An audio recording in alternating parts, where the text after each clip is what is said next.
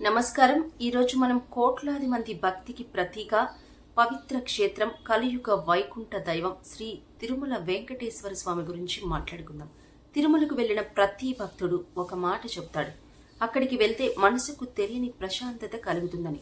అది కేవలం ఒక ఆలయం మాత్రమే కాదు, కలియుగంలో ప్రత్యక్ష దైవంగా భావించే శ్రీ వెంకటేశ్వర స్వామి ప్రత్యక్ష నివాసం.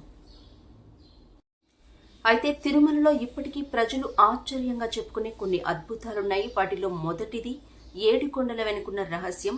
తిరుమలలో 7 కొండలు సాధారణ కొండలు కావని పురాణాలు కూడా మనకు చెప్తున్నాయి. ఆ కొండలే ఆదిశేషుడి 7 పడగలుగా భావిస్తారు. అందుకే స్వామివారి శేషాచలంపై కొలువై ఉన్నారని అందరి విశ్వాసం. ఇక రెండో అద్భుతం, ముందుగా దర్శనం ఆది వరాహస్వామికే. చాలా మందికి తెలియని విషయం ఏంటంటే, శ్రీ వెంకటేశ్వరుని దర్శనానికి ముందు ఆది వరాహస్వామిని దర్శించడం సాంప్రదాయం. పురాణాల ప్రకారం ఈ క్షేత్రం మొదట ఆది వరాహస్వామిదే. అయితే ఆయన అనుమతితోనే శ్రీనివాసుడు ఇక్కడ నివాసం ఏర్పరచుకున్నారని చెబుతారు. ఇక మూడో అద్భుతం, భక్తుడిని స్వామివారు ఖాళీ చేతులతో పంపరని నమ్మకం. తిరుమల నుంచి వచ్చిన భక్తులు ఒక మాట చెబుతుంటారు, ఏదో ఒక రూపంలో స్వామివారు మన కోరిక నెరవేర్చారు అని.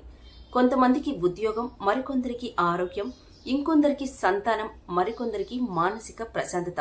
అందుకే ఆయన్ను కలియుగ ప్రత్యక్ష దైవం అంటారు.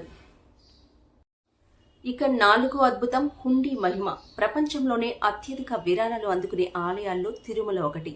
ఇక్కడ భక్తులు డబ్బు మాత్రమే కాదు, బంగారం, వెండి ఆభరణాలు, తమ జీవితపు మొదటి సంపాదన కూడా సమర్పిస్తారు. ఐదో అద్భుతం, ఎందుకు లక్షల మంది మళ్లీ వెళ్తారు. ఒకసారి వెళ్లిన వారు మళ్లీ వెళ్లాలని కోరుకుంటారు. దానికి కారణం కేవలం దర్శనం కోసం కాదు, ఆధ్యాత్మిక అనుభూతి. గోవింద నామస్మరణ, ఘంటానాదం, వేదఘోష, లడ్డూ ప్రసాదం, స్వామివారి దర్శనం.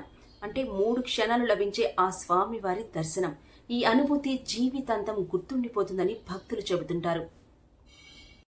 కానీ ఒక్క విషయం మాత్రం నిజం, ఎంత కష్టంలో ఉన్నా గోవింద గోవింద అని మనస్ఫూర్తిగా పిలిచినప్పుడు కలిగే ధైర్యాన్ని మాటల్లో చెప్పలేం.